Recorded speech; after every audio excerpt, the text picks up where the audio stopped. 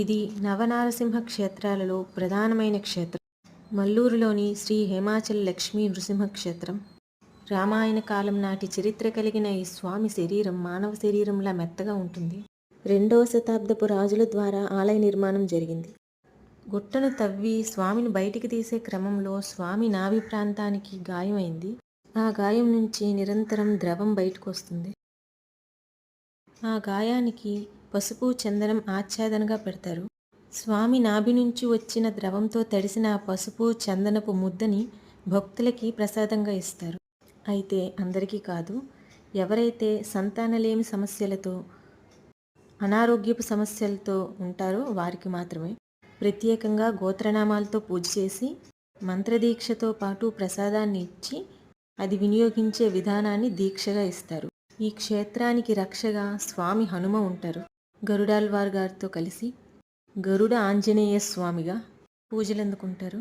స్వామి ఉగ్రదృష్టికి ఈ చుట్టుపక్కలున్న అడవులు తగలబడిపోతున్నాయని స్వామికి ఇరువైపులా ఆదిలక్ష్మి చెంచులక్ష్మిలను ప్రతిష్ఠించి స్వామిని శాంతపరిచారు. స్వామి అంతరాలయమంతా దశావతారాలతో నిండిపోయింది. ఒకసారి స్వామి మెత్తగా ఉండే ప్రదేశం చూపెడతాను చూడండి. ఇదిగోండి, ఇక్కడ పుష్పం కనపడుతుంది కదా, లోపలికి వెళ్తాను చూస్తారా, అలా ఉంటుంది శరీరం అంతా కూడా. నఖా శిఖా పర్యంతం ఇలా అలా మెత్తగా మృదువుగా సున్నితంగా ఉంటుంది స్వామివారు.